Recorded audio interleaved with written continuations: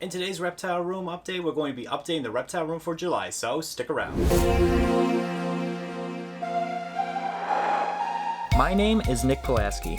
Growing up, I have always had a passion for wildlife, and with that passion, along with my passion of filmmaking, I get taken on some amazing adventures creating wildlife content, getting up close with a variety of incredible animals. So come follow along as I pursue my goals of educating, inspiring, exploring, and conserving wildlife, all while having fun, seeing the beauty in our natural world. Hey, what's going on, everybody? Thank you so much for joining me here today. So I know the thumbnail is going to be a little bit catchy here, but there is reasoning behind it. So we're going to cut right to the chase here. As you can see, I am holding my beautiful girl here, Maleficent. She is a 100% het pied female here, and she is one of the few females that I actually paired with some males this prior season. So the 2022 to 2023 breeding season.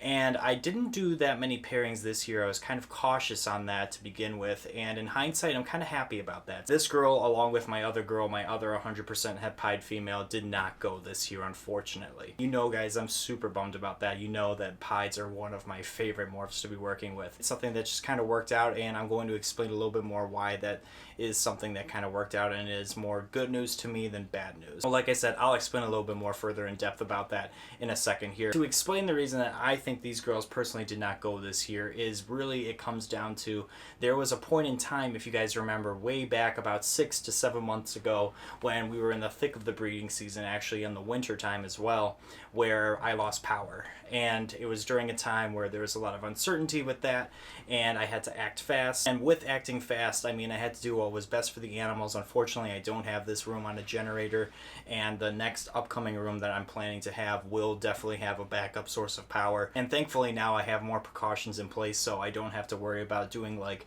a whole clear out of this room again like I did the past time. So thankfully we are going to be set with that way as well too, so we don't have to worry about doing that ever again, because that was a nightmare for sure. But luckily everyone came out with a clean bill of health, no problems whatsoever. My point is we were in the thick of the breeding season.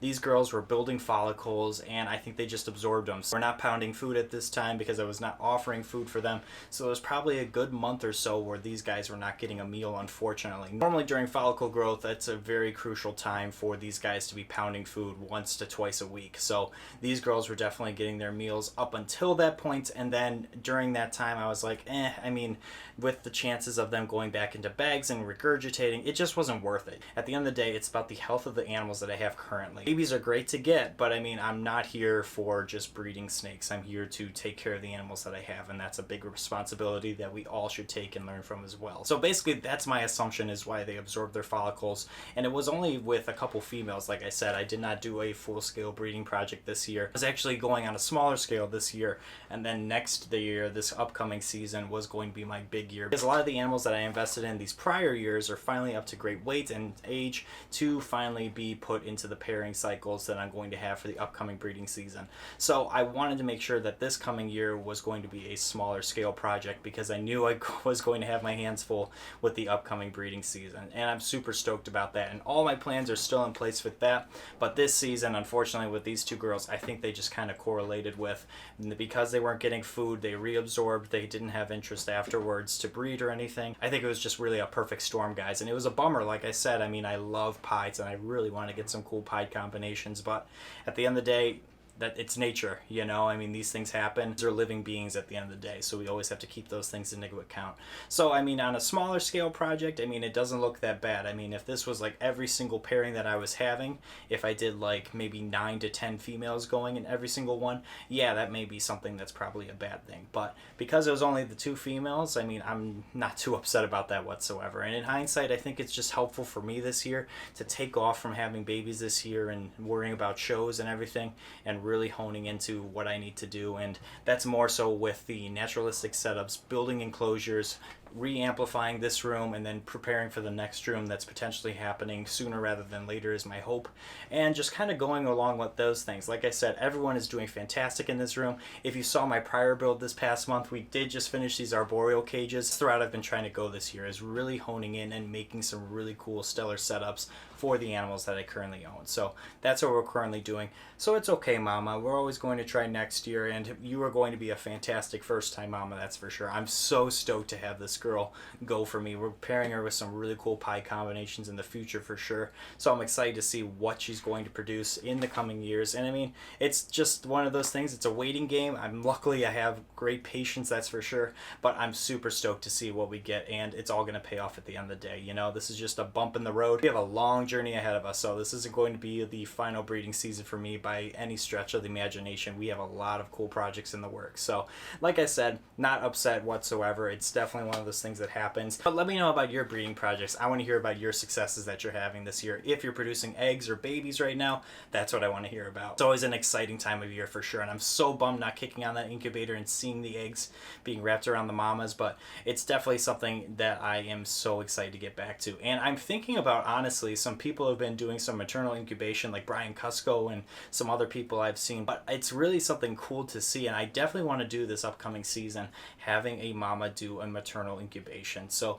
let me know what you guys have done with those, and if you guys have had success with that. I think it's really cool to see the mom with her babies at the end of the day, seeing their little heads popping out. I want to experience that as well. So yeah, this coming year I really want to try a maternal incubation. I think that would be really cool. But besides that, I know this past weekend was the NARBC Schaumburg Reptile Expo. It was really cool to see the outcome to that show. I really wanted to get down to that show, but unfortunately it just was not in my cards, and I've been wanting to go to that show since its initiation. I know it's a really cool show. I know a lot of people blow it off. I was super jealous, and I was definitely checking the IG stories and everyone's updates there. There were so many people there that I personally knew and friends that I would love to have seen there. But mark my words, I will definitely be down to a Schaumburg show sooner rather than later. I think it's a really cool show for sure, and it's a great in-between between the two Tinleys, between March and October, so it's a great perfect excuse to go down to the Illinois, Chicago area and have some fun and have some deep dish pizza and enjoy some reptiles and some good company at the end of the day. So that's something I definitely want to get down to for sure. If you guys went to that show, let me know down in the comments how it was. If you guys got anything as well too, I want to hear those things as well too. I was definitely planning on going, and if I was going, I was definitely going to get some supplies, more plants for these enclosures. But overall, I heard it was a fantastic show. I hope all the vendors there did super well, and I hope to go to the next one for sure. It's really, really cool to see a brand new show taking flight like it did. Otherwise, guys, like I said, everyone's doing fantastic in here. Like I said, I want to get these arboreal cages super decked out with a whole bunch of different naturalistic plants. So I think I'm going to do a whole bunch of pothos. So next time you see those enclosures, I guarantee I'm going to have a whole bunch of pothos in there. Johnny has finally shed out as well too, so he looks fantastic in these brand new enclosures. And what's really cool about these enclosures is I think it's brought out a lot more confidence in these animals. And what I'm meaning by that is, like Johnny, for example. Johnny used to be a snake that would not come out of his cave whatsoever. He would always be in there, and I thought he was just kind of like an introvert that just was super angry or whatever, being a wild caught animal from his get-go. But honestly, it's super cool to see the change in personality from when he was in just that cave-like state of being an introvert. Now he's always out all the time. He likes to sit on his little perch, as you can see right now, and he's totally cool with just being seen and watched and everything. And he's just very curious. He's always been a curious snake. I love his intelligence level. It's always been something that stood out to me. It's super cool to interact with him, but he's definitely taken it to another level, it seems, where he's always just like super excited to see me as I greet in the room. I don't know if he's necessarily excited to see me, but you get what I mean.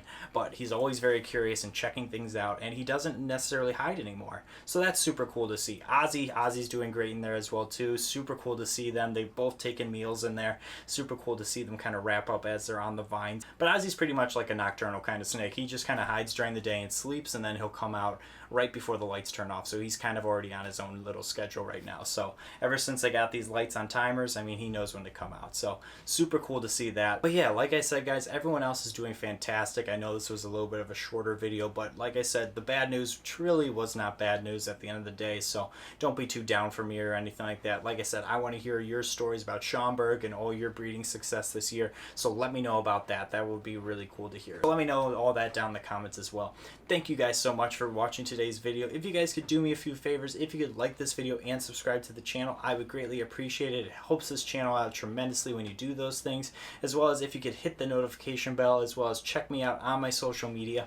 We have some really cool things in the works on social media that's coming. I promise you it's coming, so definitely stay tuned there. But thank you guys so much again for watching. Truly means the world to us, and until next time, we will see you guys soon. Take care.